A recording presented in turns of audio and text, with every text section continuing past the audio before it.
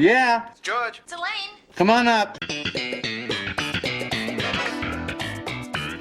Hey, Vinny, listen to...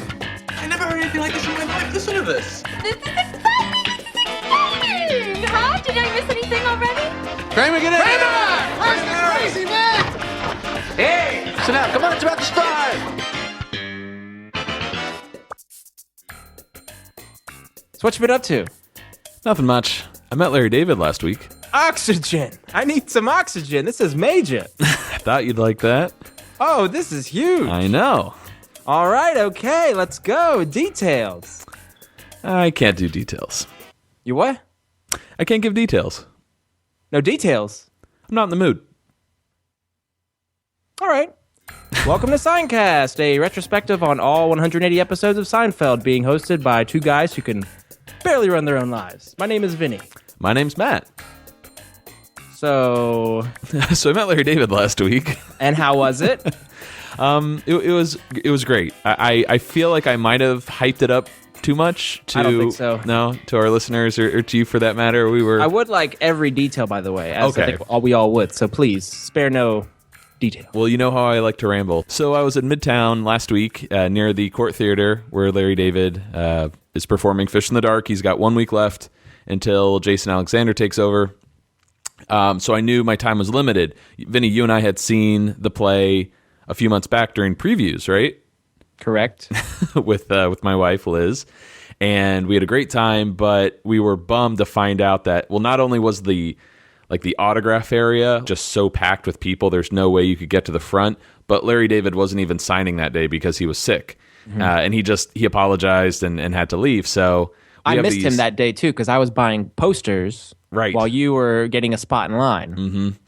So it was a great experience seeing the play. Don't get me wrong, but not getting that autograph, just you feel like you missed out on something. So I kind of want the signature. Of course, waiting till the last minute, I have our posters, and I'm like, well, let me run by the theater and try to get them signed. And since we weren't seeing the play this time, I was able to get a space right along the barricade, and that area filled up so quickly once the play let out.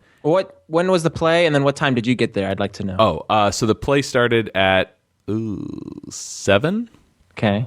I think, and I got there at 9 o'clock. Oh, wow. Yeah, and I checked with the guys inside, and they're like, it's got another 15 minutes, so... Okay. So that's all you needed was 15 minutes? Yeah. It's pretty good. Let's go. I'll give you 15 minutes. And yeah, so we were just, I was hanging out there, of course, by myself, but I had my pen ready, had the posters ready. Sharpie? 3 Sharpies. I tested all, the quality. And eventually Larry came out, and it's a thrill when you see someone that you love and respect, and you see so much on the TV screen. It's surreal. I won't pretend I wasn't starstruck. Of course. And it's not just some Hollywood celebrity or, there's that actor from this movie. This is one of, if not our favorite show of all time, and somebody we both admire. So to see him, I can only imagine. Right. And in my head, of course, I'm like trying to, you only have a limited amount of time. Yeah. Not only what do you say, but like how do you say it? Mm-hmm. You have to be very, very succinct, articulate. Yeah. I lack all of these things. And anyways, he was signing across the other side of this barricade, and I feel bad for him, but I'm glad it went down this way. Everyone over there was just like hurling out your shrinkage, you're pretty good. Hey Larry, I got long balls. No one said that one, but they might as well.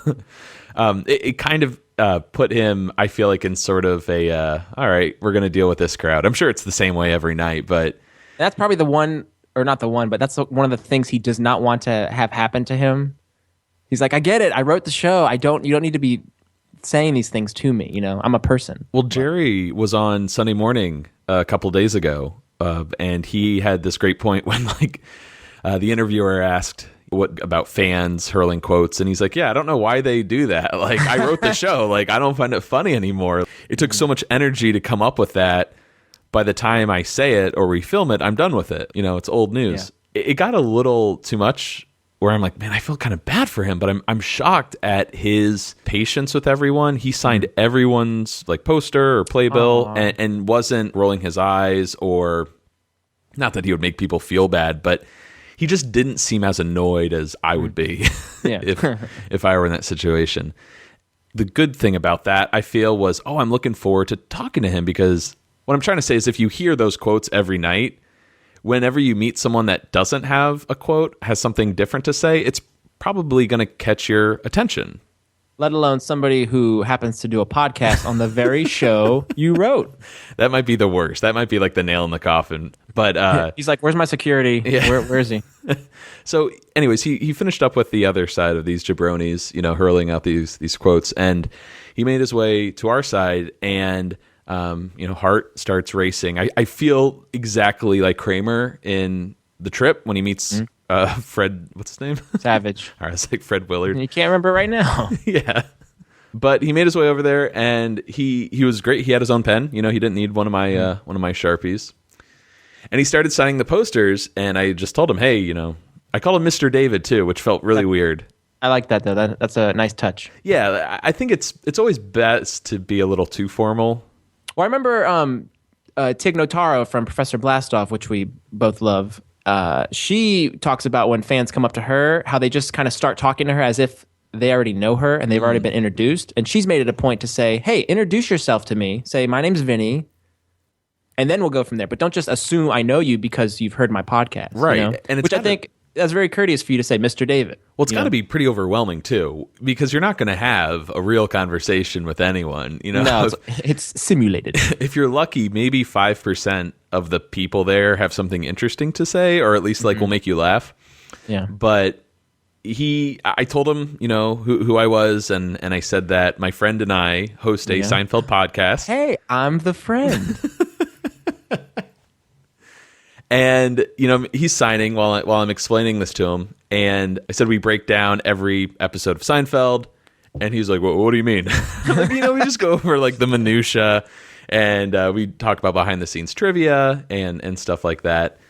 And I said it's called Seincast. And it was really cool because he's like, Seincast. Like, kind of cool to hear Larry David, of all people, say it. Yeah. And that was honestly pretty much it. But I got his attention, which was nice. I would say for 90% of the people, he was just looking down, signing, and listening to them, but not interacting. Yeah. He made his way to the next person, but I still had another poster to sign. And I'm like, oh, Mr. David, could you sign this other one? And when he came back, he looks at me and he's like, Seincast, huh? And he looked at me in the face and he was like shaking his head. He was registering like the term Seincast in his head. And then I did something really sleazy. Well, can I give you one of our cards? Just knowing he has it, even if he throws it out or rips it up or gives it to his lawyers, whatever. But I gave him that card that said Seincast, and he looked at it, and he's like, all right. And he put it in his pocket. It was nice to know that he is now aware of the podcast. And he, if anything, he seemed somewhat intrigued by the concept of a Seinfeld podcast. That's probably the best compliment you could give it. It was just kind of cool, and he moved on, and that was that. But it was just a fun moment of interacting and having his attention and being able to just share my appreciation and our appreciation for that much. And this goes to you and our listeners and everyone. Like, we love you and your work so much. We talk about it, and a bunch of people listen to it every week. Every day, it somehow is a part of our life in some way. Right. And I think that was really like the main thing I wanted to convey, because you want to say big fan, big fan. Oh, God. But what other, to say, hey, we host a weekly podcast, it's out of love. Yeah. And not gushing. No. But that was pretty much it. One thing, or two things. Not two. Tall. Like, I think he's over 6 foot. I want to say 6'2", if I remember from a... What are you? I'm 6'3", 32-inch waist. No, but I'm 6'3", and he was just a little bit shorter. So I was guessing 6'1", maybe 6 foot.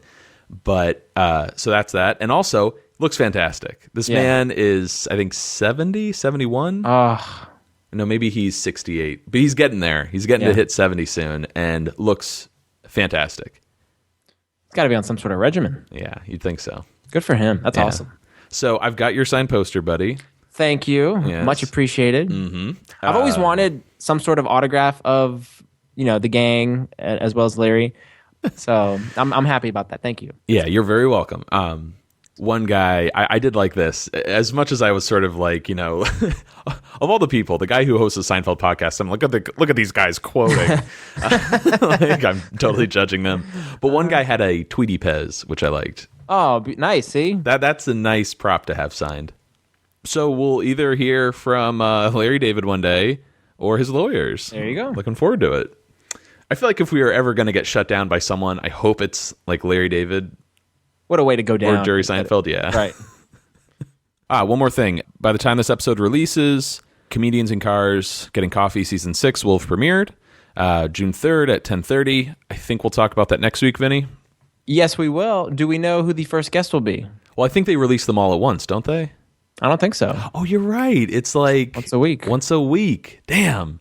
I was pretty sure the first guest was Julia. Okay, well, if it's Julia, that's a win-win. We'll definitely talk about that, but we'll talk about Julia's whenever hers premieres. So. Okay. Cool.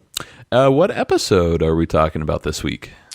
We are going to be talking about Shaquille O'Neal's favorite episode of Seinfeld, the 11th episode of Season 4, The Contest. We finally made it.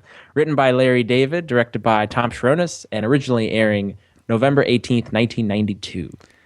For anyone wondering, that Shaquille comment, what was that referencing? From Shaq, the Shaq episode of Curb Your Enthusiasm. In addition to Shaq, I think this is a lot of people's favorite episode. It's weird. When we first started the podcast, it was really all about getting to this episode. Mm-hmm. Not only is it the 51st episode, so hey, you made it past that big 50 number.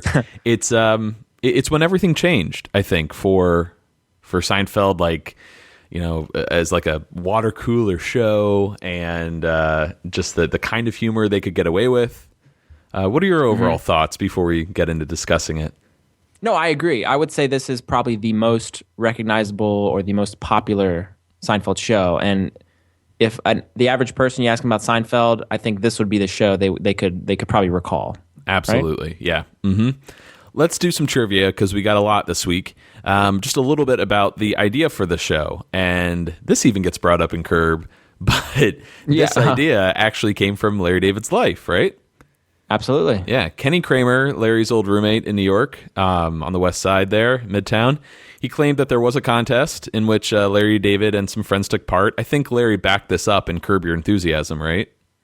Yeah, when he and Jason Alexander are pitching story ideas for a show they could do together, it comes up, the character of George was this big idiot, and Larry takes offense to that, and Jason is justifying his argument that George is an idiot, saying, he's eating eclairs out of the garbage. He was in a masturbation contest. I was in a masturbation contest. I was in that masturbation contest. Yeah. It's not a noble, So, well, Larry apparently at the time, I guess this is back in the 70s, early 80s, didn't want to do it at first, didn't want to participate because he thought he couldn't win, but he did. He won the contest. Hey, good for you, Larry. Unless he's a cheater. But yes. Our Larry wouldn't cheat. So this idea, understandably, lingered in his notebook for years, and it was actually a storyline he would repeatedly skip when he was pitching ideas to Jerry. And I think just one day during season 4, he pitched it, and Jerry thought it was excellent. He didn't find it offensive, which is what Larry was worried about. Jerry did come up with the idea that it would be funnier to not use the word masturbation, even though they could probably get away with using it. I love the fact that this is Larry's idea, but Jerry expanded on it. So this really epitomizes the two of them coming together to make sweet, sweet comedy love.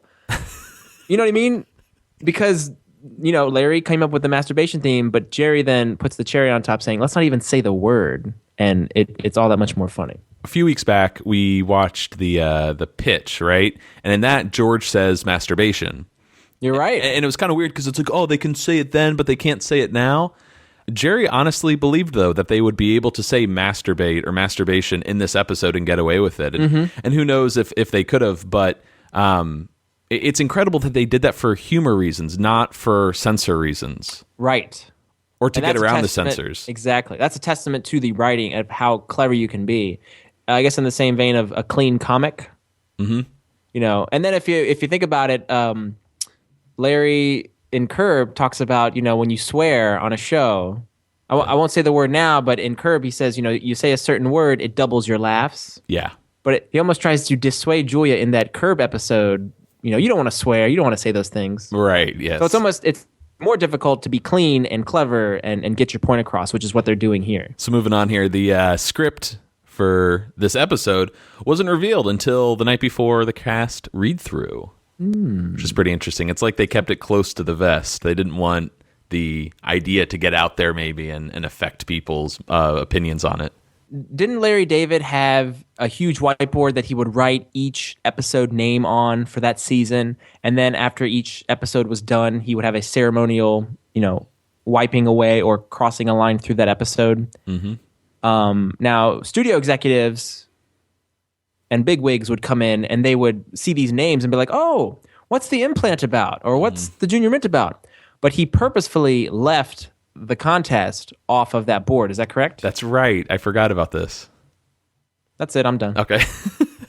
Just because he didn't have to explain. Yeah. Okay, it's masturbation. Well, because he knew contest. that idea might get shot down as soon as word got out what the subject matter was. Well, regarding the main cast here, we know Jerry's opinion. He thought it was hilarious. He came up with the idea, you know, don't use the word. Julia thought the episode would never get the go-ahead because of the subject matter. So here's someone that's a little... Not that she disagrees with it. I doubt anyone disagreed with it. It's just, you're not getting us past the censors or broadcast standards. Case in point, though, she did mention it features a woman talking about masturbation. Mm-hmm. And, like, not how offensive that is or anything, but just how unprecedented that is. Right. If you think about it, though, not only are these four characters talking about it, but they're also engaging in the act. Yes. You know what I mean? Mm-hmm. Absolutely. Peter Melman had something wonderful to say on one of the DVDs. Well, actually, I'm sorry, it was his brother, but he was quoting his brother when he said how interesting it is that not only does Seinfeld tackle these quote-unquote like racy issues, but it does it in mixed company. And that's really the brilliance of the show, how it makes everyone comfortable, and it's not this it's not as taboo as you would think. Mm-hmm. Michael Richards read it, and he, of course, thought it was a winner. Jason found it to be completely, like, you know, inoffensive. He totally got it and loved how in your face it was. So he was a big fan. But again, there was that a little bit of doubt from Julia's part that this would proceed any further down the line than the table read. But more trivia to go here. Warren Littlefield, president of NBC at the time, said that they screened the episode for some advertisers, and two of the advertisers decided to pull out their commercial spots because they were uncomfortable, hesitant about the subject. And even though Seinfeld wasn't the biggest show in the world at this point, once word got out that there were two spots available, you know, in this primetime slot, there was like a bidding war. All of these other advertisers were like, oh no, we want that spot. And all this money was just getting raised and higher to get these spots. So he realized, especially from a business point, Warren Littlefield, that they took a risk on some subject matter. They went out to the edge, and they weren't punished economically. Like, if anything, they were rewarded for having such a taboo subject. Mm-hmm. The episode did have tough competition that night, though, when it aired. What was that, November 18th? Yes, sir. Yeah, a week before Thanksgiving. This was the same night that an ABC special about Michael Jackson aired and his famous/infamous family. The episode, though, itself, the contest, only received 31 complaints from viewers. Which, such a small number. Yeah, that ain't bad at all. And hey, speaking of the Jacksons, you know, like when you look at whole like Nipplegate from the Super Bowl, there you go, and how that almost changed, you know, like the FCC and censorship on television. At least it had the biggest effect in the past 10, 15 years. You would think that this episode would cause an uproar, but I don't know. Maybe not enough people were watching. Let's get into awards here for this episode. Larry David won a Primetime Emmy Award for Outstanding Individual Achievement in Writing a Comedy Series for this episode. He also won a Writers Guild of America award. And getting back to the Emmys, I wanted to play a clip of his acceptance speech. Please do, because he has one of the best opening lines to an acceptance speech you'll ever hear.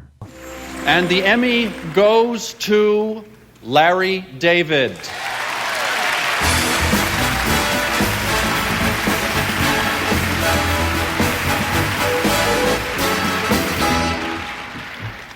This is all very well and good, but I'm still bald.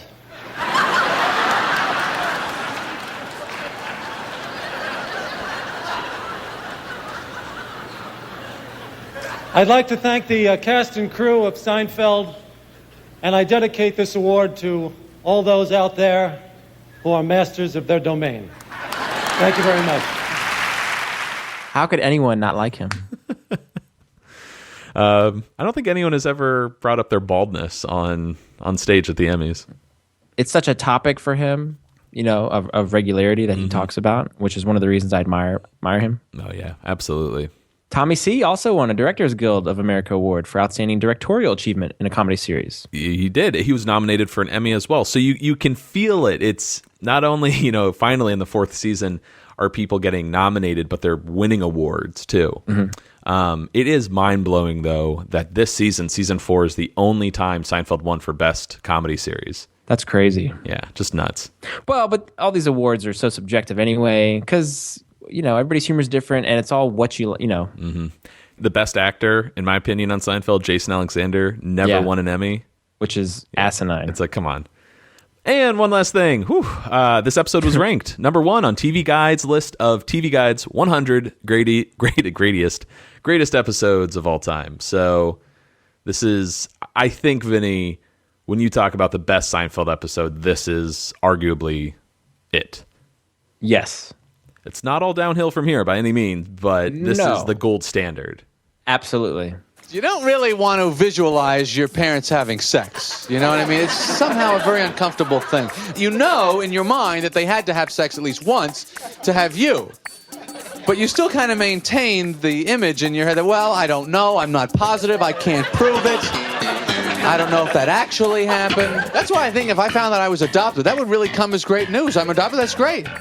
I'd be happy to hear that. That means technically it's possible that my mother and my father are really just really great friends. I mean, sex is great, but you don't want to think that your whole life began because somebody maybe had a little too much wine with dinner. Doesn't this one seem a little bit more conversational than Jerry kind of weaving a web of carefully crafted words and phrases?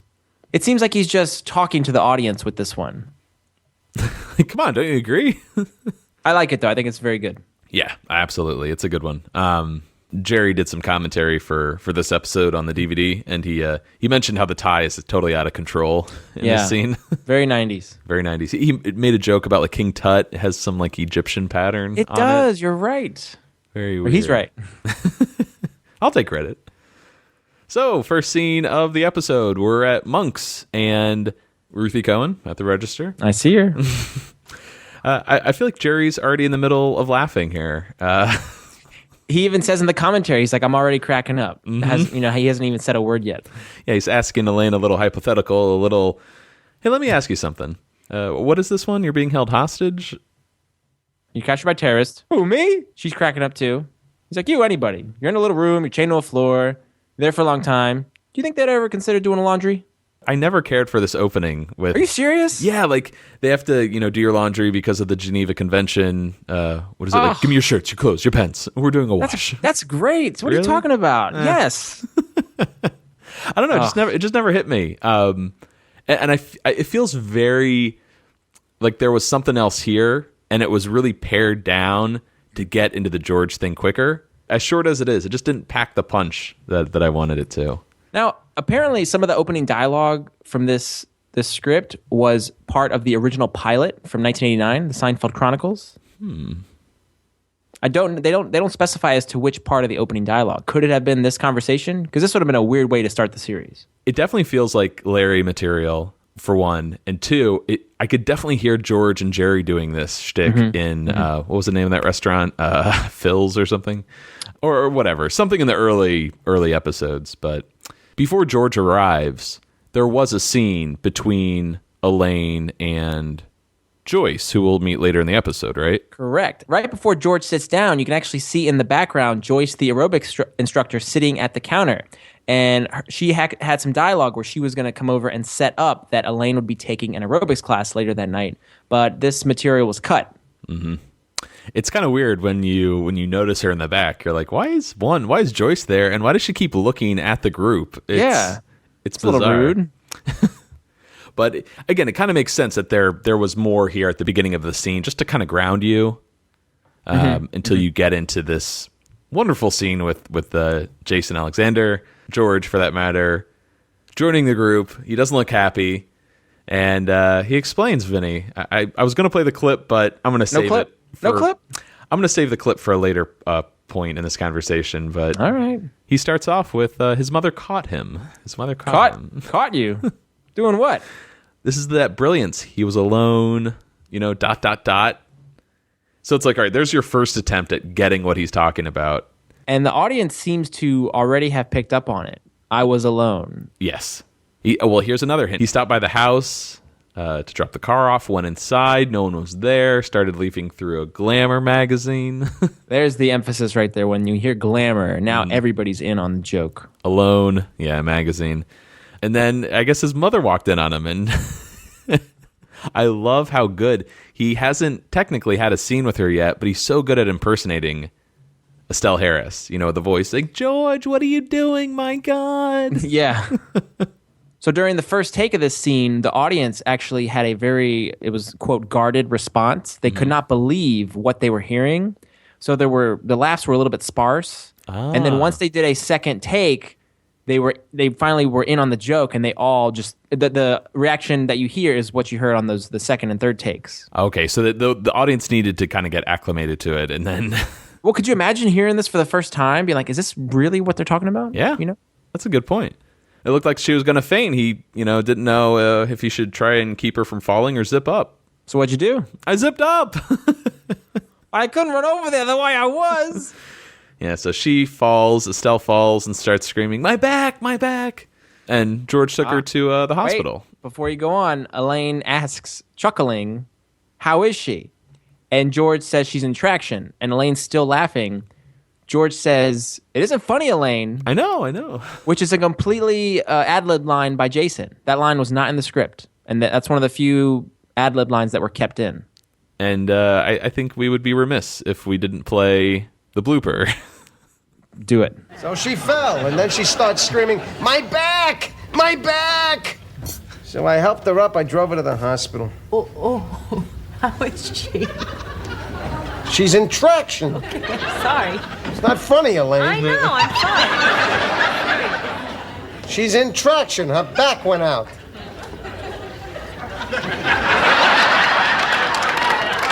Her back, she's in traction. So I take it that blooper was maybe from the first take, maybe when the audience wasn't really feeling it. Maybe Julia was having trouble too. Mm-hmm. I just love how straight Jason is, and he's not breaking at all. Yeah, he's good. Yeah, very good. So Estelle's back went out, and she's going to be in the hospital for a couple of days. And I love, out of all of this, one of my favorite lines on the way in the car. Estelle's like, "Why, George? Why?" Because it's there. Yeah, I love that. Truer words have never been spoken. Absolutely, but even Jerry gives him a little like ribbing here, like glamour. Yeah, really. Can you like be like, oh, okay, well, you got to do what you got to do. I guess this is pre-internet, so all right, maybe you didn't have as many options. But that joke kind of reminded me of a line in The Simpsons. Do you remember when Moe is taking a polygraph, and he's like, all right, I got to get out of here because I have a hot date tonight. He's like, no date.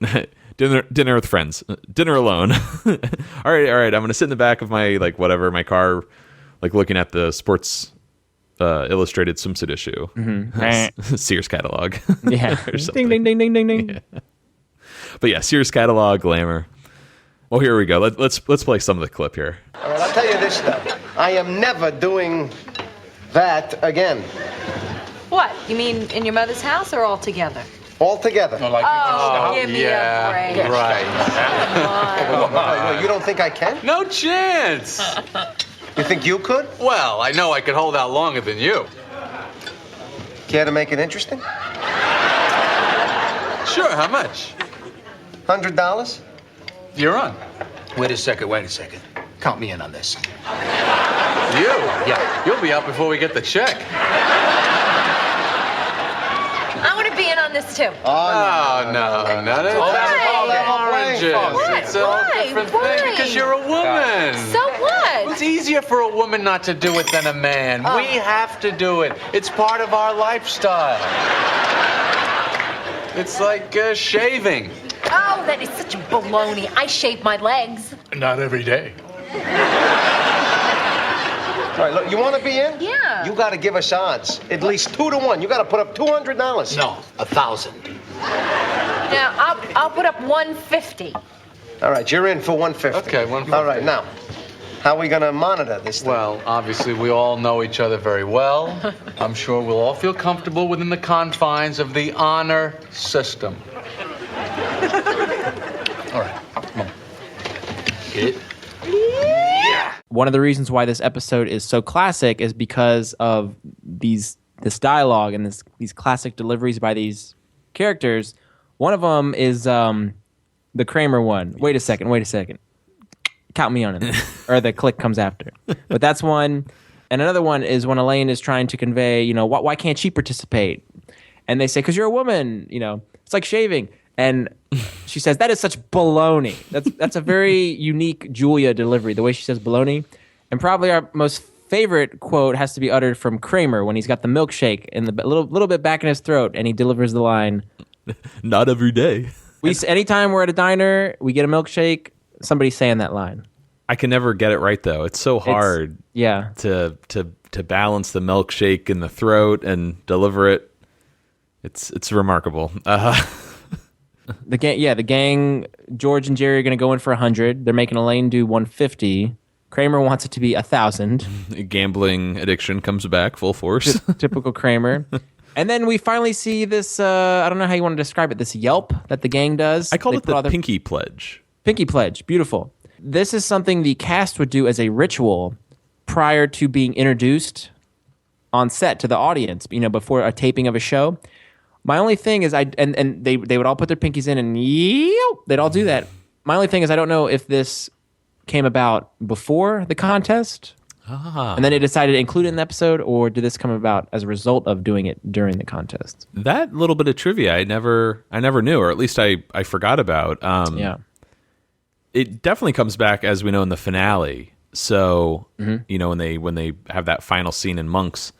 But yeah, I wonder really when it started. I would think maybe around this, and they're like, "Hey, let's have more fun behind the scenes." Mm-hmm. Yeah, I'm not sure though. Even though we see all 4 characters in the booth like this in the subway, Elaine's got her wedding gift, and Kramer has his unpaid parking tickets. It's not until this scene, this moment, really, where the show elevates on like a visual level for me. It's like they're all equals finally. Mm-hmm. And we've been talking about this since day one, like, we don't really see Kramer that much, or Elaine for that matter. It's really the Jerry and George show, or these shows feeling unbalanced. Mm-hmm. This episode, though, it just hits that sweet spot where everyone is represented equally, and I don't know, it just feels right. I feel like we're now finally getting to Seinfeld proper. I'd agree with that. It's almost like, to be topical here, it's like the Avengers. You have these 4 superheroes, and they're all carrying their weight equally. Mm-hmm. And each one has their roles, and we kind of know the elements of each character now. And there's more to come, obviously, but we got a sense of who everybody is, and they're all operating at full capacity right now. Mm-hmm. Absolutely. Well, we move on to Jerry's apartment, and George is on the phone here a bit, yelling at his mom about having to see a psychiatrist, which he's not going to see. But it was funny how the last time we had a scene with George and his mom was also on the phone in the limo.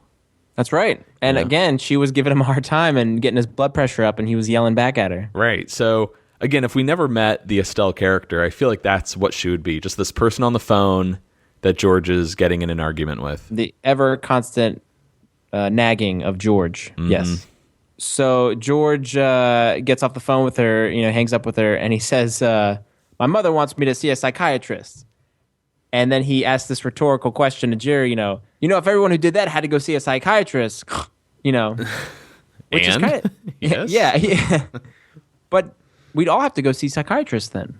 That's true. He makes a point. Yeah. Well, I think there's still a lot of people in the world that think there's something wrong with this. You know what I mean? Like there's something wrong with you if you have to masturbate.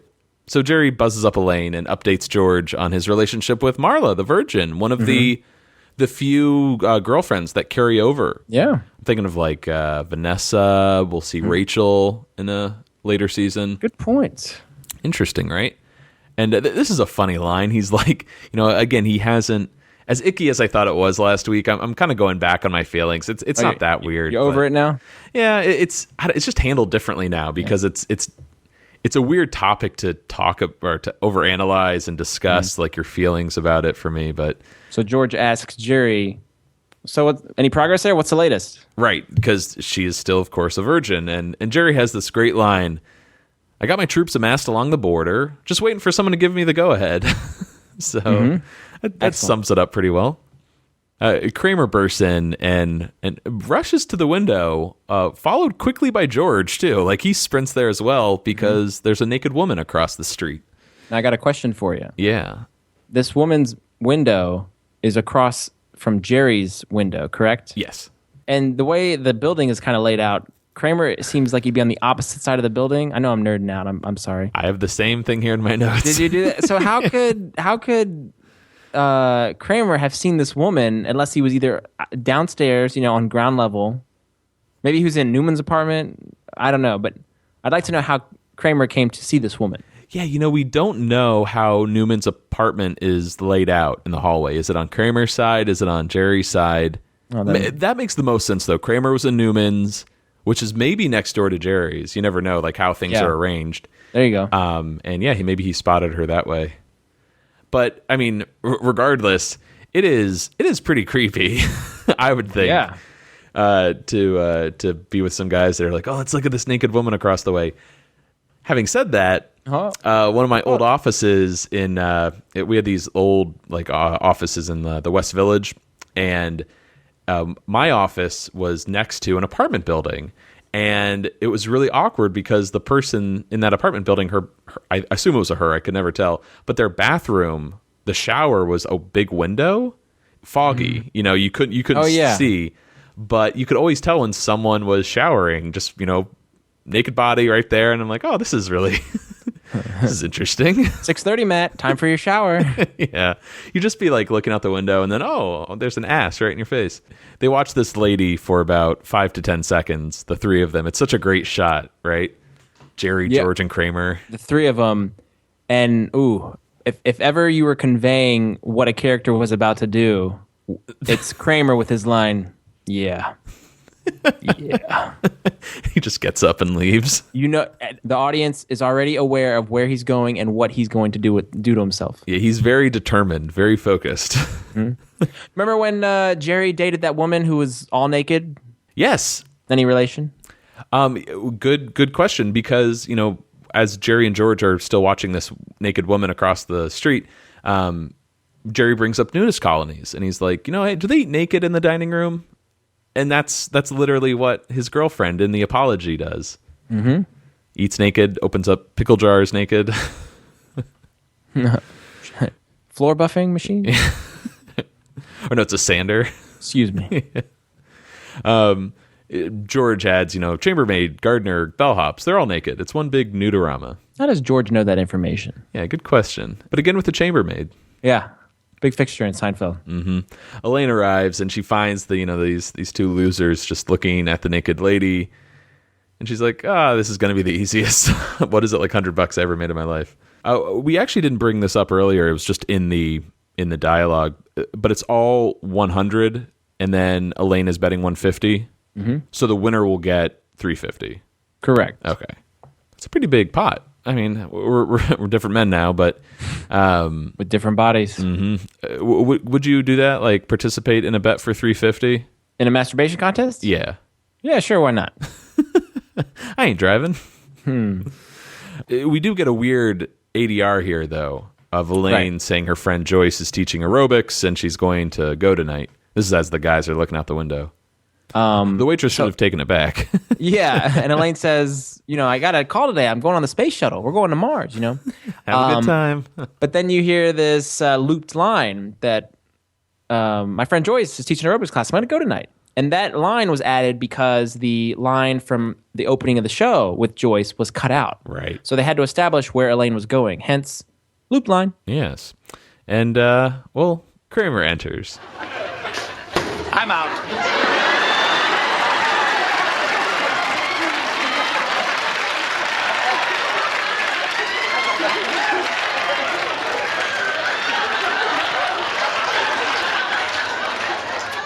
What?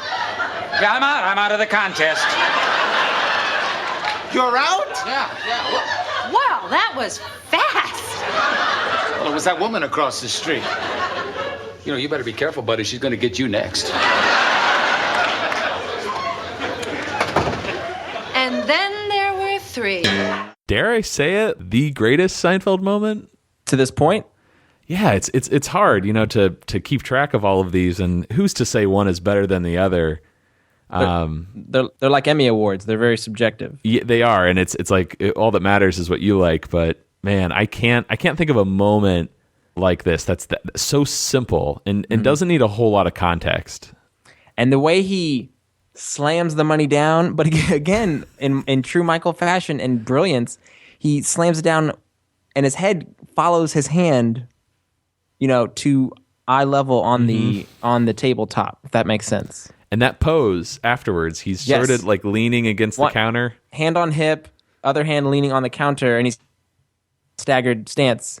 And the 3 of them are just staring at him. And Jerry will be the first to say he cannot help but laugh seeing this guy stand across the room from him. Yeah, it's absolutely brilliant. It's kind of hard to eat up the airwaves here, just gushing over how great this scene is, because it's like, what else can we say, right? It is, if not the best, one of the greatest Seinfeld moments of all time. You can really hear Glenn Padnick's laugh, though, at the end of that scene. Oh, nice. Yeah, which I always love. We cut over to the hospital here, and there she is. This is I forgot that this is her first episode. And yeah, Vinny, you wanna take it away? Who we meet here? Sweet Estelle Costanza, played by appropriately named Estelle Harris. That was a coincidence. Should we talk a little bit about her story, how she got the part? Yeah, do you have all that with you? I got a little bit. So she actually, the table read for this episode, the contest, was, do you have the date on that? Oh, no, I don't. Okay. Probably sometime in October. Okay, so during the table read for the contest, they were still holding auditions for the role of Estelle. And an hour and 45 minutes before the table read, Estelle Harris has her audition. And according to everybody, she just killed it. She was hysterical. She did her table read, she did her audition. She went back to the hotel.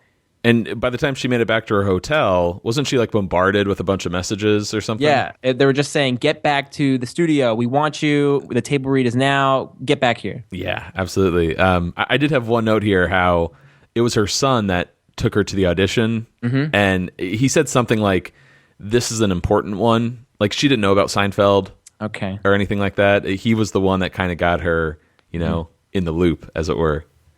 But another one of these situations where a New York actor just happened to be in L.A. at the time that they were casting. And if she weren't there... Jerry always says how blessed this show is, and for many reasons, but this is one of those blessings right here. Absolutely. Estelle Harris was in 27 episodes of Seinfeld as Estelle Costanza. Still doesn't seem like enough. Like, no, it was like, 60, 80. Right. Only 27. And she's been in episodes of Night Court, Married with Children. Check this. She was in Mad About You, and she played Barry's mother. I don't know who Barry is, but she played his mother in one episode. Okay. So a little bit of if we're talking about this universe that you don't like to acknowledge. No, I told someone on Twitter, like, the Mad About You, Friends, Frasier, and Cheers, that's like separate. Earth 2. Yeah, it's like a bizarre world. All right. Anyway, she was on a Mad About You. She was in Stand and Deliver. A lot of voice work, as we know. She did some work on the Aladdin TV show, Timon and Pumbaa, the Mask TV series. Oh, yeah. She worked on the Tick, which means she worked with Patrick Warburton. Oh, cool. She was Mrs. Potato Head in Toy Story 2 and 3. Oh yeah. She played Death's mother. She played Death's mother in Family Guy, and she was in an animated show called Dave the Barbarian.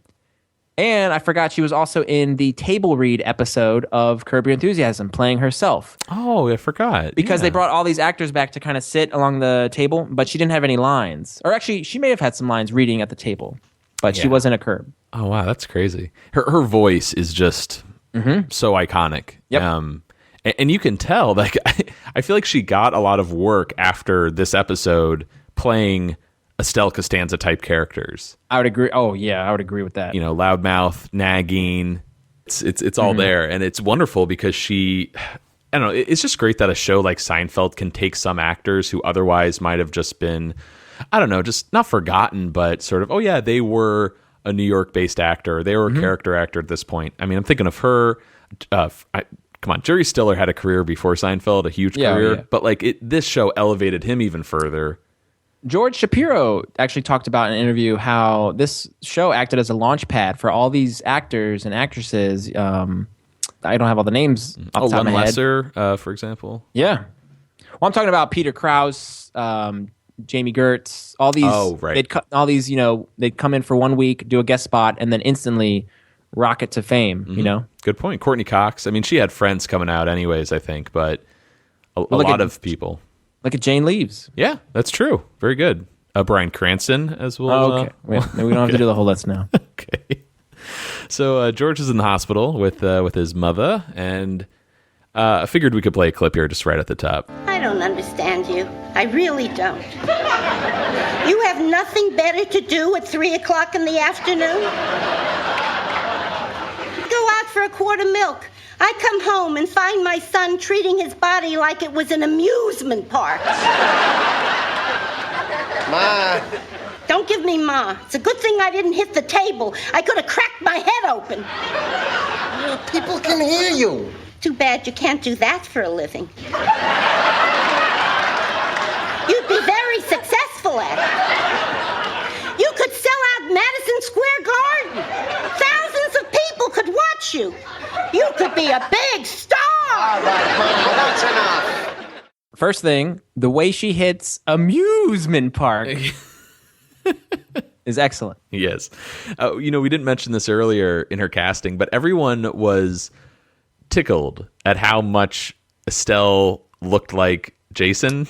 That's right. Like they looked like they're related. And if you go way back to the suicide, and George is sitting there next to Elaine in the hallway, and yes. Jason's mom is there, and I'll try to do a screen grab, but Jason's mom and Estelle look pretty similar. Yes.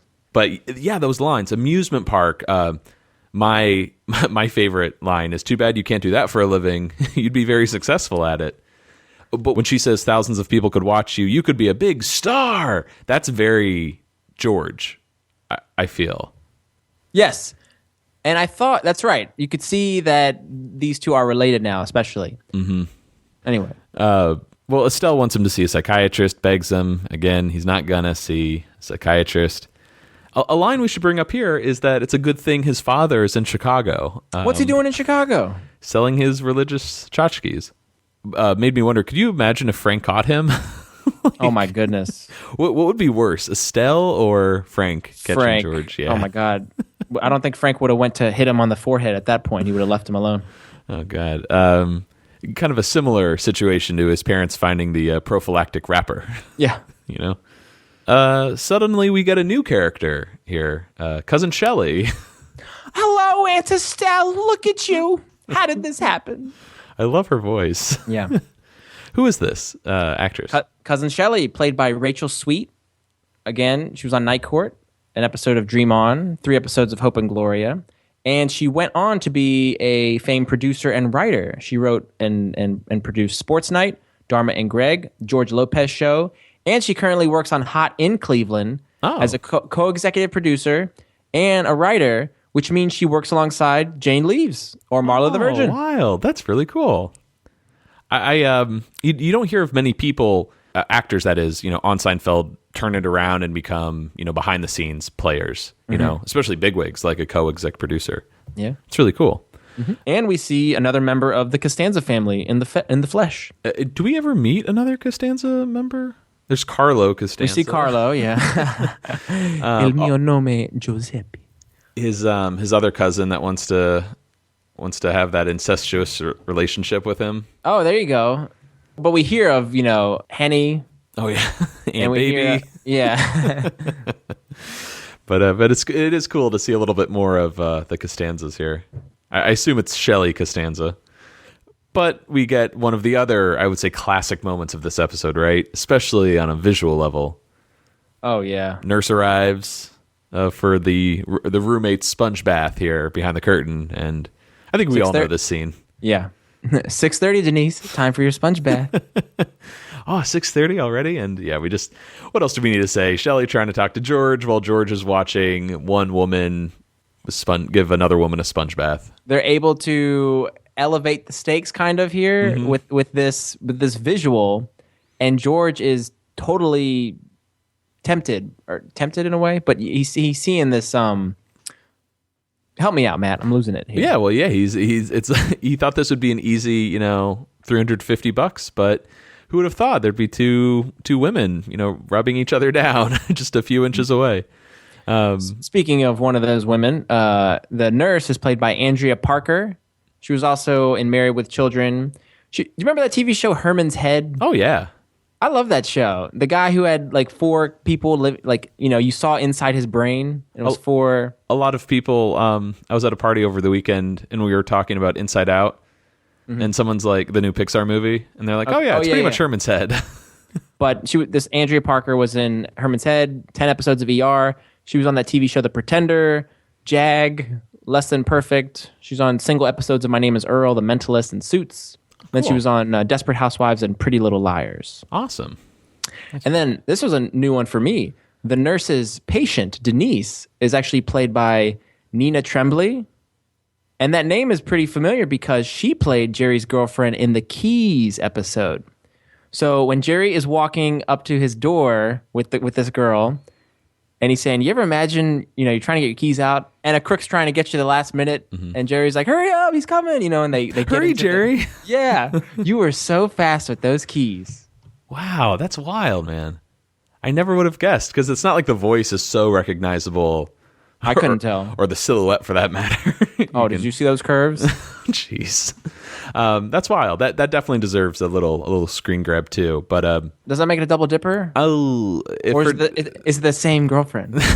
Oh my god! I do recall saying how much I liked that girlfriend, just because she seemed really sweet. Yeah, and really pretty too. Mm-hmm. So we cut over to the New York Health Club, which will, I think, return to a few more times. I believe you're right. Is that where like Ramon works?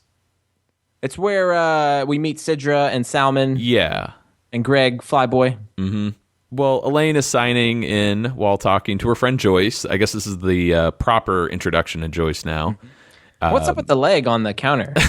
Yeah, she's very flexible. Yeah. I don't know. It just reeks of early 90s, just like the colors and the leotard.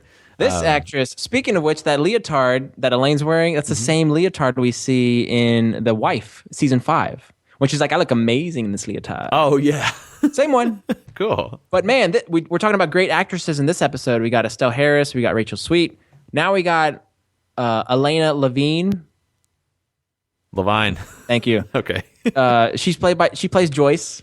She was in a TV show, Tanner 88, NYPD Blue, Hope and Gloria. She was in the movie Failure to Launch, Nanny Diaries. She was in an episode of Rescue Me. She was in Confessions of a Shopaholic. She was a triple dipper on Law & Order Criminal Intent. She played 3 different characters. I don't know why I love that. Triple dipper. And she was in a Law & Order SVU. You just prefaced that all with, great actresses. And no offense to this actress, but the character of Joyce is rather forgettable. Really? Oh, yeah. This is the only episode she's in, right? She has 2 scenes, and it's all like, just giving like Elaine exposition. It's just my opinion, but watching this episode, I really like her, and I really wish we could have gotten more of Joyce, like over the series. Yeah, she could have been a fixture at the health club. That would have been nice to see her. I could see George going after her, going for dates, or Kramer. Actually, she'd be better for Kramer. Maybe, yeah. Everyone in Elaine's life has to be like paired off with Kramer at some point. Oh, George is too, for that matter, but. Jerry too. Yeah, Kramer steals everyone's like girlfriends. He's got the Kavorka, man. Someone did bring that up on Facebook, like what a jerk Kramer can be at times, like just always stealing them. But yeah, there's something about that actress that I just really like. Her, I don't know if if it's her voice like that, kind of like thick New York accent, or I don't know. She's just sweet. I like her. The next scene she's going to be in is the one where I think she really shines, because Elaine's given her a lot of good stuff to work with, but we'll get there. Yeah, so in this scene, it's pretty much her just being like, hey, look at that guy standing over there, and it's JFK Jr. Elaine practically loses it, right? Yeah. Like, this is the celebrity to spot in the wild. Oh, that'd be her, her top 5 list. I would imagine he'd be on there. Mm-hmm, absolutely. It turns out he's going to be in the same class with Elaine, and Joyce promises to get Elaine a spot right behind him. He's got a great butt. Yeah, butt, great butt. John's butt. Oh, man. Now we cut over to Jerry's car. A lot of short scenes here. I like it. Mm-hmm. Jerry and Marla are making out in his car. Sort of the same risky business from last week's episode. Mm-hmm. But again, she wants to slow it down because of her experience, or I guess her inexperience. Slow it down? Yeah. Jerry gets it, though, and he claims, hey, sex doesn't matter to me. Which, again, it does, but he is sort of like, hey, this is helping me, right? Oh, no, I think he's very frustrated, and he's kind of putting on a facade right now. That's how I took it. Oh, yeah, okay. So let me ask you this. Contest rules. You can't self-gratify, but if somebody else does the gratifying for you, does that work? Good question. I think... So, yeah, the first rules were masturbation, but I wondered... We're getting a little too specific here. Let it out, my friend. It's not the act of masturbating. It's, I think, orgasm. Really? Yeah. I'm going to disagree with you. Well, okay, here's a question for you, though. If you take a vow of silence, are you allowed to laugh? Like, can any noises come out of your mouth? But this is different. Well, but what I'm saying is there has to be some wiggle room here. Because what if your genitals or that area has an itch? And you touch it or you scratch it. Is that masturbating? I'll say this. How about masturbation to orgasm is probably what I think the stipulations of this contest are. You know Larry David. You should have asked him when you saw him. Well, my point is this. Like, if all these characters wanted to masturbate and not reach orgasm, it's fine. But why would you even do that? I don't know. Like, I'm watching Orange is the New Black right now. What kind of show is this we're talking about? I'm watching Orange is the New Black right now, and there's a term for that actually on it. But to answer your question, though, I would think whether it's like, via sex or masturbation, like that is off the table, But it's I don't know. I always assumed it was more the orgasm. Oh, I think you can have sex with somebody to completion and be fine in this contest, but you can't do it yourself. That's how I That's interpret insane, though. Then why doesn't because nobody's dating anybody at the time, and the what makes it more frustrating for Jerry is he's got this beautiful woman who he's dating, but she happens to be a virgin. So he's in this contest. He's climbing the wall. Something's got to give. Mm-hmm. So that's why I think he's struggling. George has nobody. Yeah. Elaine has nobody, and she's going after John. And then we got Kramer, who has yet to meet this naked woman across the way. Mm-hmm. Let's put it out to our listeners. What do you think would be the rules of this? Bombard Twitter with these masturbation theories. Yeah, this will be one of the filthiest posts we ever have. So again, just so everyone understands, I think it's orgasm, whether it's sex or masturbation, that's off the table. Vinny, you think sex and orgasm is okay. It's just masturbating that's wrong. Correct. Even no orgasm, just the act of masturbating is wrong. I think the whole point was masturbating to orgasm. That's how I'm perceiving it. Yeah. Should we set up hashtags? Yeah. That is a great. I think you mentioned it here, but that's a great way to end this scene where he's like, when Marla gets out, he's like, "Hope you have a good night. Not just a good night, a great night." Yeah. That's wonderful. And here we go. We get a little look into everyone's bedroom here. You want to break these down? So we got Jerry. He's wide-eyed, can't fall asleep for good reason because he's very frustrated, a little backed up. We cut to George, and we see his dinosaur sheets yet again. Yeah. And he's looking straight at the ceiling, not moving. He's very calm. He's like almost like meditating. Right. Elaine is laying down, but she's awake as well. Flouncing around. Yep. And then we see Kramer, and he is fast asleep, sleeping like a baby. It's just brilliant, man. It's so simple. Another one of those moments where subtlety goes a long way. All visual, no verbiage is spoken, and you know exactly... the contest is now down to 3, Kramer's out, and we have a visual representation of that. So we're back from the act break, and we're in Jerry's apartment. Kramer walks in, very giddy. Good morning. Kind of has like a Swedish thing going on there. Oh, yeah. Yeah. Jerry lets him know that the naked woman isn't there because she's doing a wash. Well, what is going on here? Is Jerry watching her all the time now? Yeah. Again, more temptation. Notice how Larry had to write in all these different temptations to tempt these characters? Yes. I didn't even realize the naked woman across was another layer and another person. You got Marla, you got this naked woman, and that's going to tempt both George and Kramer as well. Elaine is tempted by John. So, That's tough. I love the joke, about her doing a wash since she's naked all the time. Like, is she wearing those clothes? I didn't even get that. Yeah. That's awesome. Or is that I'm thinking more of the opening scene. We're doing a wash. Your underwear. Oh, yeah. That too. Good point. Wow. So Kramer wants to know if Jerry made it through the night. So, did you make it through the night? Yes, I'm proud to say I did. So you're still master of your domain? Yes, I am. Master of my domain. But I will tell you this. I am going over to her apartment, and I'm telling her to put those shades down. Wait. What did you just say? I can't take it anymore. She's driving me crazy. I can't sleep. I can't leave the house. And I'm here. I'm climbing the walls. Meanwhile, I'm dating a virgin. I'm in this contest. Something's got to give. Do you hear what you're saying? Can you hear it? This is a beautiful woman walking around naked, and you want to tell her to stop? That's the dumbest thing I ever heard. I mean, it's incomprehensible. I'm not going to let you do it. Well, I'm doing it. Get out of my way. You can't. This is something that comes about once in a lifetime. When we were boys looking through our bedroom windows, we would think, why can't there be a woman out there taking her clothes off? And now that wish has come true, and you want to throw it away? Look, I'm sorry. No, I'm not going to let you do it, Jerry. Kramer, get out of my way. Don't do it. Don't do it. For my sake. God knows I don't ask you for much. Now, come on, please, Jerry. I'm begging you. Please. Come on. Please.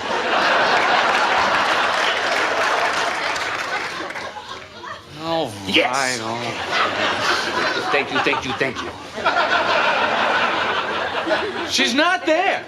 Oh, I can wait. I only wanted to play this clip because Michael's performance is just so good in it. Well, remember in the parking space where Jerry says to Kramer, I'm not believing it. You got to put some real begging to it. Here we see some real begging from Kramer. Begging you. Never has he wanted something more in his life than to see this woman continue to be naked. Yes, he's desperate. I noted in the commentary, Jerry said one of the things he misses the most about this show is working with Michael Richards and being like 3 inches from that guy's face when he's shouting at you. So we cut over to Monk's, and a little bit of catch up here. George is telling Jerry about the sponge bath, how attractive the nurses are, or the nurse and the patient are. And of course, he'll be going back. Well, my mother, Jerry. Yes. But, great term here, is he still master of his domain? He's king of the county. And Jerry is lord of the manor. Elaine arrives, and here we talk a little bit about John F. Kennedy Jr. Yes. I don't have a clip for this yet, but it's a wonderful performance on Julia's part about chatting with him after class and taking his offer to drive her home. I think another reason why this episode is so classic, aside from the content itself and the writing, is each actor gets these really long, beautiful reads that they're monologue like, and now you have Julia with this line. Each character is really getting a chance to shine. Yeah, this is sort of like a little monologue of sorts. Monologue. Well, in this one, she she pretended that she lived uptown just so she could get a ride with him, claimed that she lives, in Jerry's building, and got out of the cab, and she had to take another cab back to her place. I like that quality of Elaine, that she would be willing to go through all that just to get a chance to hang out with John F. Kennedy Jr. Oh my God, like who wouldn't? Like I would turn my life around, not just for him, but for anyone that you either admire or you're very attracted to. And let's talk a little bit about continuity. We mentioned in the baby shower that's where this infatuation first came up with the Kennedys. Why is everyone so obsessed with the Kennedys, right? Yeah, she goes, why does everyone make such a big deal? What is this fascination? Who cares? It's all so boring. She says that, but then at the end of the episode, she says, why can't I meet a Kennedy? I saw John Jr. Once downtown. I was on a bus. I hit the ding. It didn't stop. She's always had a thing for Jr. Yes, she what is it, doth protest too much, right? She's just a little, oh man, come on. And then deep down, she really loves them. Yeah. Does JFK Jr. come up again, or the Kennedys in Elaine's life? Or is it only these 2 episodes? Those are the ones that come to mind now, but I believe there are more references. In Yeah, this maybe. series. But ultimately, the question is Elaine still master of her domain? She's queen of the castle. Mm-hmm. We cut over to the hospital now, and is this when George sprints through the door? He sprints, he turns, he checks the watch, he checks the clock, he checks his watch. All good. Yep. The nurse hasn't arrived yet to give Denise her sponge bath, but Estelle's pretty shocked to see George and seems pretty touched that he would visit her this much. You're my mother. What wouldn't I do for you? Well, she's been in bed all day and hasn't eaten lunch or dinner. All she asks is George go to a deli and get her a sandwich. Of course, a little while though. Yeah. And he settles in. He even argues with her a little bit about, hey, let's wait. What's 10 minutes? Come on. And this moment when he throws the Tic Tacs, he's like, here, have some Tic Tacs. Mm-hmm. One of my favorites. So good. Estelle mentioned in an interview how either during rehearsal or one of the original takes of this scene, when he threw those Tic Tacs on her, she couldn't stop laughing for 20 minutes. I like that. Yeah, it just took her off guard, I guess. How gross is it that George is willing to watch 2 women engage in a sponge bath behind a curtain in the presence of his mom? Isn't that pretty sick? Well, we're about to get to it, because this, I think, you mentioned the Michael Richards, not every day, that line with the milkshake. Mm-hmm. This is a line that we've been using, I think, a lot in the past year or two. Whenever one of us needs just a minute or something. The nurse finally arrives, starts watching the roommate, and as creepy as it is, George just watching the nurse rub down Denise, there's no laughter from the audience, and you just hear Estelle begging, George, I'm hungry. Hang on, Ma, hang on. That line is one of our favorites, I would say. Yep. Yeah. To get to your point of how weird it is, that's really disturbing, because he's obviously getting very aroused, and he's like, hang on, Ma. There's George's temptation, beautiful woman behind the curtain getting sponged. And then the exact opposite to his right. Yeah, if you ever needed to sober up, George would just need to look to his right at his mom. His starving mother. Aw. So we're back at the New York Health Club. Elaine arrives, looking pretty spiffy. Is that a perm? She got her hair did. Yeah. I don't know if that's a perm. Yeah, because her hair's already naturally curly, isn't it? Yeah. She kind of looks like she does in Chevy Chase, or she kind of looks like she does in Christmas Vacation. National Lampoon's Chevy Chase's Shut up. Christmas's Vacation. But I like her hair, though. It's wild. It's got some volume to it. It's like a lion mane. Joyce breaks the news that JFK Jr. was in the earlier class, and I guess despite Elaine feeling awful, she perks up when she hears that she left a good impression on him yesterday. And she grabs Joyce.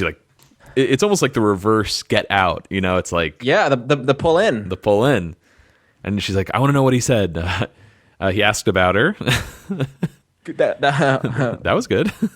Wanted to know her situation. She's just her type. This is a great visual, too. I don't know how Julia does this, if it's with her elbows on the counter, but she lifts her legs up. Yeah. as she's holding on to Joyce. Mm-hmm. She's like doing a plank off of this counter. Yeah, I was like, damn, that's like a lot of physical acting, for such a simple scene. But we do get a moment here where Elaine pushes back a little bit. I think some doubt creeps up. She's like, "What are you trying to hurt me? Are you trying to injure me?" Mm-hmm. Doesn't George do that with like Mrs. Sokol or something in the unemployment office?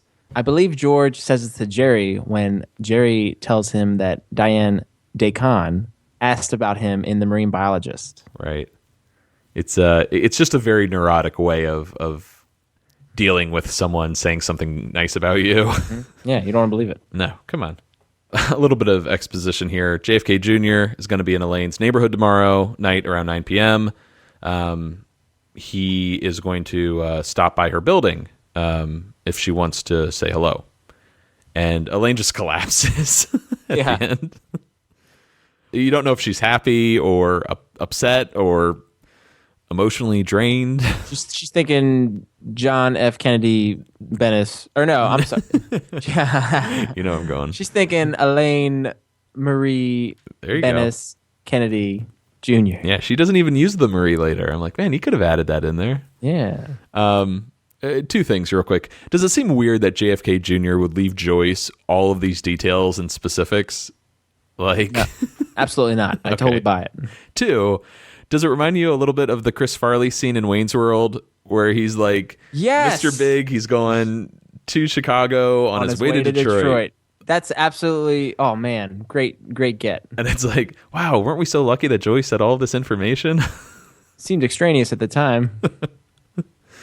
So next scene is at Jerry's apartment, and Kramer is still perched at the window while Jerry is on the phone with his mom, I guess, and he's watching Tiny Toons here on Nickelodeon. If you were this woman, or just yourself, Vinny, and you looked out the window and you just see someone like Kramer just staring at you, what would you do? I'd be horrified, but I would imagine the type of person that's very free about their body would probably be flattered. Yeah, take a look. Kramer, as you mentioned, Vinny, kind of starts directing the woman, across the way what to do, and Jerry tries to drown out the voice with the Tiny Toon song here. That's good. That's very, very good. Well, it's hot in there. It's hot in there, so just walk around. Yeah, don't be ashamed. Don't be ashamed. That's good. That's good. Yes. Mm-hmm. The wheels of the bus go so round and round. The wheels of the bus go round has nothing on. Nothing. The woman across the block has nothing on. Nothing on. All through the day. So originally, it was scripted for Jerry to be watching Flipper, and due to licensing rights, they ended up switching and using The Wheels on the Bus as the song he would sing. Which really doesn't make a whole lot of sense. As someone who used to watch Tiny Toons, that seems like a song that they would never do. And if they did it, it would be a parody of the song. Right. But I like that image of Jerry doing the, what is it? The whoosh, whoosh, whoosh. Back and forth. I did have a note here that Jerry had never heard of the Wheels on the Bus song. Yeah. Up until that point.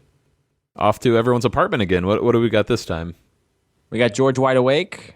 Jerry is also awake, restless, flinging the covers off. We got Kramer, who's out like a light once again. And then we got Elaine, who seems sound asleep as well. A lot of information conveyed in that one shot, right? What happened?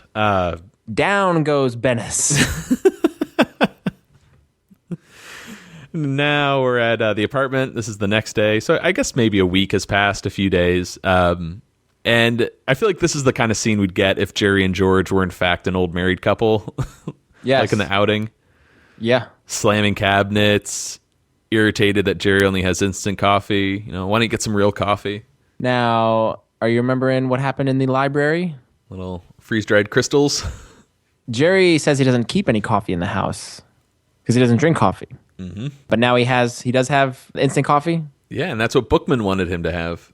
So he took a lesson from Bookman. Yeah, you'd think so. All right.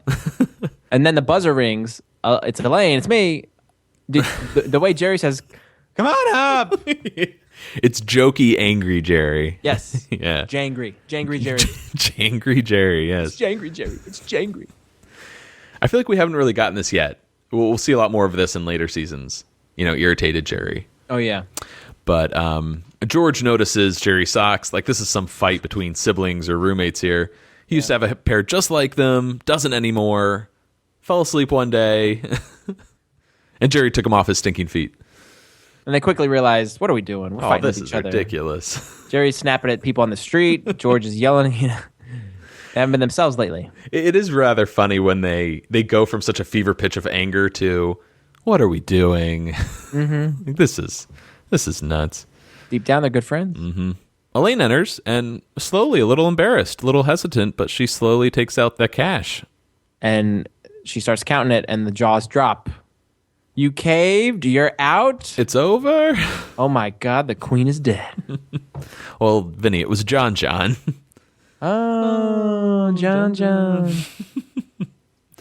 So she explains here how JFK is picking her up. I'm sorry, JFK Jr. is picking her up outside at 9 since he thinks she lives there. John F. Kennedy's golf clubs. Another reference. There you go, monkey boy. And now we get a little return of the line, then there were 3. All right, Costanza, it's just you and me. And then there were 2.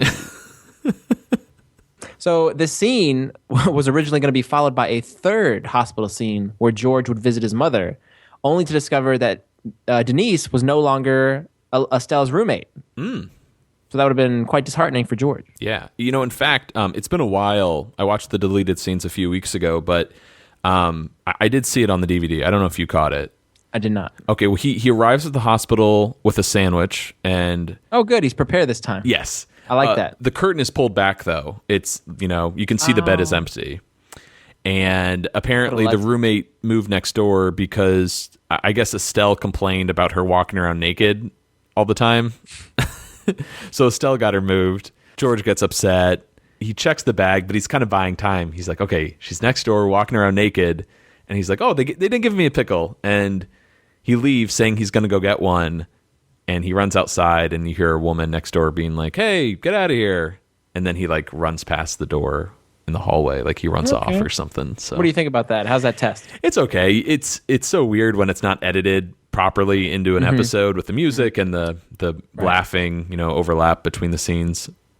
So it's kind of raw, but it's weird. The question is how do you like the George storyline to be kind of resolved? I think it's better knowing that George is still being tempted, it hasn't ended for him, because once that pleasure cruise ends, he might not have anything to tempt him losing the contest. Right. It's nice that's still out there. And I love that they're going to have a callback to this moment in the outing. Oh, yes. Which is just, I'd love to know when that idea, we're referencing the male sponge bath that George will have to witness in the outing when his sexuality is questioned by the NYU reporter. But I would love to know when that idea was conceived, whether it was in mind with the whole arc of the season, or they just happened to throw it in during that episode. Yes. It makes the dots easier to connect, I think, if you don't resolve this George storyline, for sure. But, oh, man, what a callback. Same shot, and 6:30, Scott. Time for your sponge bath. Oh, is it 6 already? Oh, man. Oh, that feels good. So next scene is at Jerry's apartment, and Jerry and Marla, again, going at it. Before you go forward, everybody look, get your DVDs queued up, start the scene, and look at Jerry's window. In the bathroom. In the bathroom, yes. The blinds are drawn. A person walks by the window. Mm-hmm. Who that? I don't know. It's weird. I thought it was a reflection at first, like a crew member on the camera side of things, but they're definitely behind the glass. Of course, behind the set, but they end up on camera. One of the few times that's happened, if ever, But it's an interesting little, goof. If you will. Well, Marla is finally ready to go to the bedroom, and Jerry has to ask her several times, are you sure? Positive? You want this? Yeah, you think he's probably been teased a few times, and she's being really kind, though, and she realizes how difficult all the waiting has been for Jerry. Oh, you don't know the half of it. Yeah, he decides to open his horse mouth and tell her all about the contest. and she is not happy, to say the least. Contest. She puts on her coat, her purse, doesn't want to hear another word, and pretty much just storms out.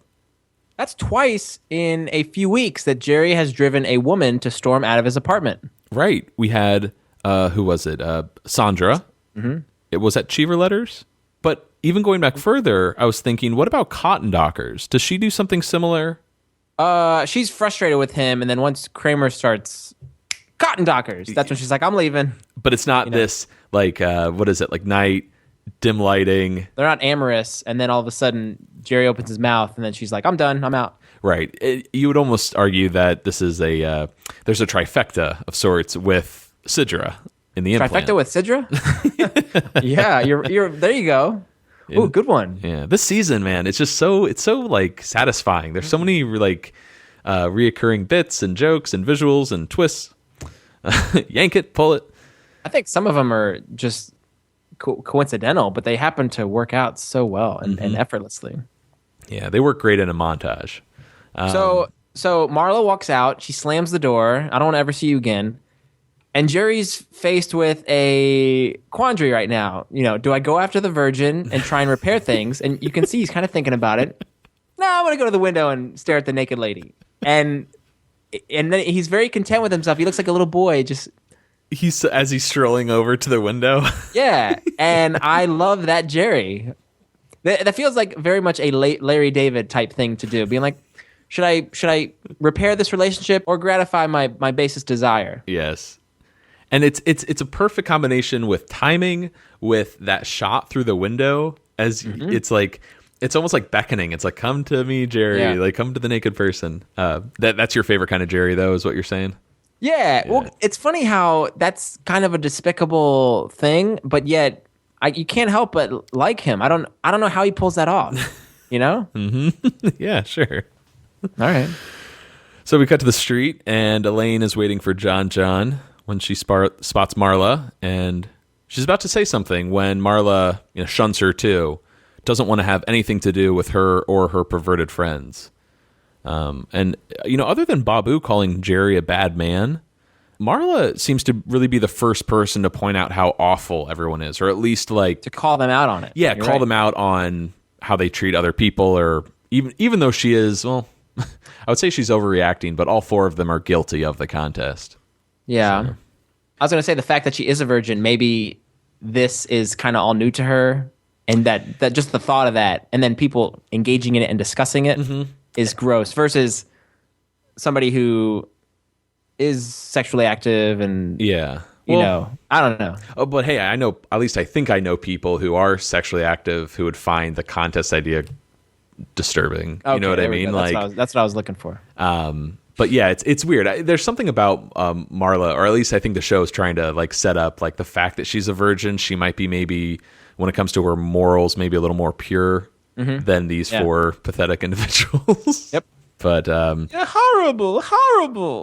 There was a little bit of dialogue though cut from this scene, right? That's correct. Elaine, and again, this would have been a callback to a previous episode. What would that have been? The virgin. Elaine crossed to. Oh, that's right. She crossed to talk to a virgin, and the delivery boy ran into a parked car, and all the Chinese food went flying. Elaine was going to ask Marla if she could help her out and serve as a witness because Ping was suing her, and Marla refused, and with good reason, I guess. Yeah, this will come back again in the visa, so stay tuned. How does he do it? Cut back to the apartment. Jerry and Elaine are talking about Marla, the contest, when George enters and tells them, hey, Kennedy is downstairs. Or at least he was. Elaine just missed him. Yeah, Elaine came up there because she thought he didn't show. But he did show, and he was, George saw him consoling Marla, and... Again, the audience is already wise to it. Oh, yeah, they're ahead of it. They know what's going here. And he left with Marla, the virgin. One of the most probably desired bachelors at the time with Marla, the virgin. Mm-hmm. And as this whole story gets wrapped up, Jerry sees across the way in the naked woman's apartment. Is that? My God, in heaven. Kramer? He's waving. It doesn't make me feel like the end of the Cheever Letters with that wonderful line or the, is that a titleist? But I get chills thinking about how tight and how good this episode is. If everything was broken down into puzzle pieces, they could not fit more perfectly together. Absolutely. From the 4 character storylines getting wrapped up to this final segment here. Again, we're in the apartment bedrooms, and we're seeing each person's sleeping quarters. We got Elena sound asleep. George is sleeping. Jerry's sleeping. Everybody is presumably done with the contest. Kramer with the woman. Kramer has his arms around naked woman. And then the final bedroom we get to is Marla cozying up to John. Oh, John, that was wonderful. That's like an Obi-Wan Kenobi thing you got going on there. John, that is not a name I have heard for... I don't know the words. How's it go? That's a name I've not heard in a long time. Thank you. So, I got one more bit of trivia for you. Yes. The body of John F. Kennedy Jr. that Marla is cozying up to is played by a guy by the name of David Richardson, who was a crew member on Seinfeld. Does that name David Richardson ring a bell? If we fast forward to the pilot, end of season 4, think of the scene when Russell Dalrymple is walking by, and then this crew guy on the set of Jerry walks by, bumps into him, spills his coffee. Oh, I'm sorry, Mr. Dalrymple. All right, what's your name? Oh, David Richardson. All right, you're fired. That's kind of cool. Yeah. Mm-hmm. So they've done that a couple times where they use, like Stephen Corrin is another either writer or cast or crew member that they use as a name for a character on the show. So they've done that throughout the series, but here is one example right here. What would you rather have? Do you want to be JFK Jr.'s body or have your name dropped? I'd want the name drop. Yeah. Well, fantastic work. That's some really good trivia. I don't know how you remembered that name. That's nuts. Well, one of the absolute best Seinfeld episodes put to bed. Let's get to some stand-up. Men want to see women naked. Whatever it is that you won't show us, that's what we're obsessed with seeing. I mean, if women always wore hats in public all the time, you'd see men buying Playhead magazine, Skulls of the Big Ten. This would be the only thing that we're interested in. Let's start wondering about these cultures, like in National Geographic, where everybody's naked, you see all these people. What are the men in these cultures trying to look at when the women walk by? How could you have a strip club in a place like that? A woman goes on stage, takes off the necklace, takes out the nose ring, that's it, show's over. The men are in the audience going, boy, did you see that little indentation there in the top of her lip? I told you, man, this place is hot. Great point. This is true. Same thing with no man has ever aspired to look up a woman's nostril. We can see the nostril all the time. I don't need, Yes. But yeah, and the closing line with, "Hey man, you see the little indentation on the top of her upper lip there? I told you, man, this place is hot." Yeah, it's a great out. It's very good. It also reminds me of a Simpsons episode. I forget the scene or whatever, but it's like a flashback to the 20s. And it's these two gentlemen looking at a photo of a woman. Sir, this is offensive. This woman's ankle is showing. And he's like, I'll dispose of it immediately. And he's like, oh, yes, all mine. Completely covered in like this full body dress, but that little ankle. So true. Yes. So, what do you think? It's going to be really tough to find anything that we didn't like about this week's episode. We've gushed over it for a good... How can you not, though? Everything was so perfect. I think there was adequate... I always gripe about not enough Michael Richards, not enough Julia. Mm-hmm. But to start, there was adequate storylines and meaty parts for each principal character. Yes, it's Jerry mentioned on the commentary. Not only does he love the premise and just this episode as a whole, he loves the dovetailing, how tight everything is, and all of the storylines come together in the end, and they intersect, and they bob and weave. Mm-hmm. It's perfect. It really is. This is the gold standard for Seinfeld episodes, and I really doubt that many people would argue against that. And if they do, it's just their personal taste. It's not like I don't think you can really present any evidence to say this is why this episode isn't good or doesn't work. Hey, you don't have to love this episode. It doesn't have to be your favorite. No, but honestly, one negative thing to say about the episode. Come on, what do you got? Anything? Well, let me ask you this. Because I actually like this, but do you like not knowing who the winner is?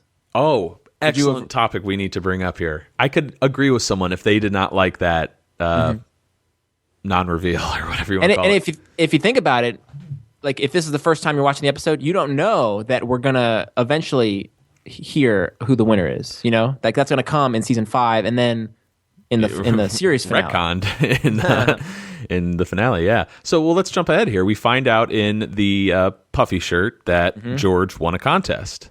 And I don't think he was just blowing smoke. I think he, at the time, won the contest. So the question is, was Jerry like, yeah, I masturbated last night. Here you go, George. And I feel like the moment that Jerry kind of gave up on the contest was when Marlo walked out, and he had that decision to make, and he's like, I'll go to the window. And that's when Jerry probably succumbed to temptation.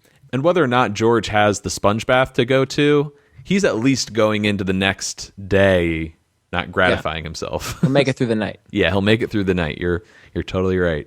But let's talk about the finale. When in that infamous scene, as the plane's going down, and even though it's a polarizing episode, I love the George line where he's like, I cheated at the contest. Jerry's like, why? Because I'm a cheater. Yeah. A moment of truth from George, which is kind of nice. Perfect. Well, so in, I think, proper Seinfeld fashion, I think Jerry deserved to win that contest. You know, he's the one I would have liked to have seen win, and he does ultimately become the identified winner. But so the question is, though, when did George cheat? When did George cheat during the contest?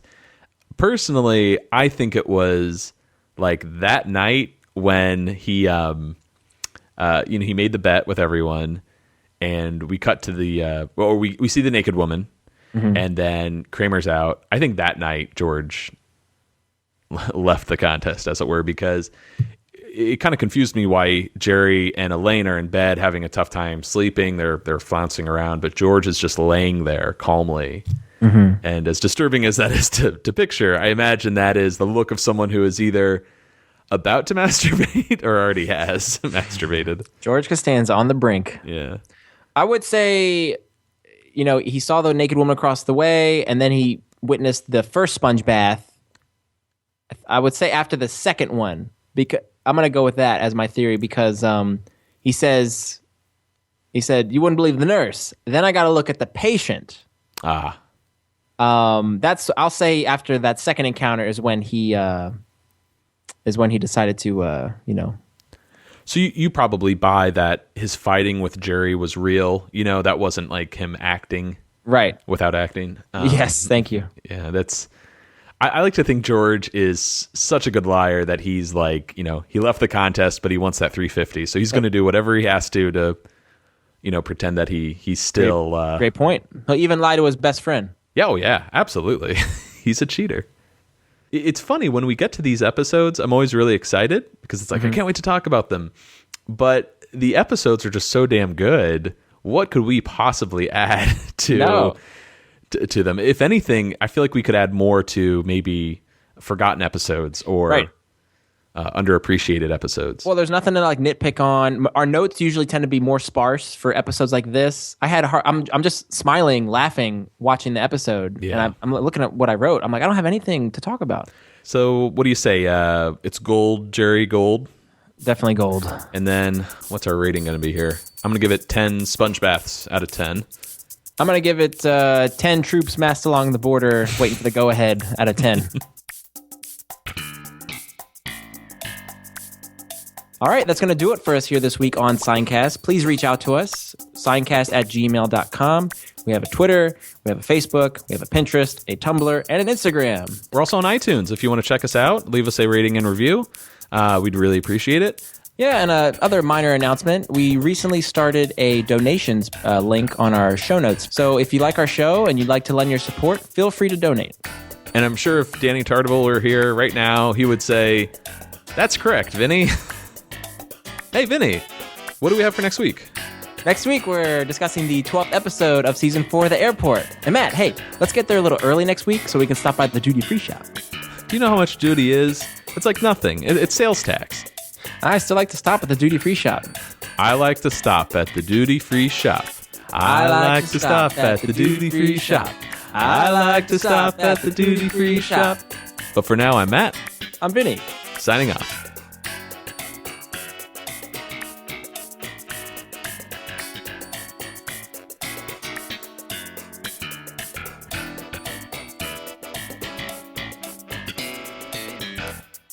Seincast is not endorsed by Castle Rock Entertainment, Sony Pictures, or NBC. It is intended for entertainment and information purposes only. The official Seinfeld site can be found at sonypictures.com/TV/Seinfeld. Seinfeld, the Seinfeld logo, and all names, pictures, and audio of Seinfeld characters are registered trademarks and/or copyrights of their respective trademark and copyright holders.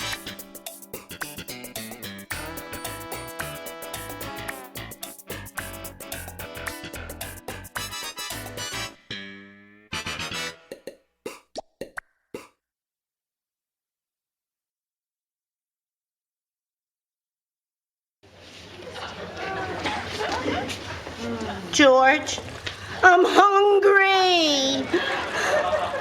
Hang on, hang on.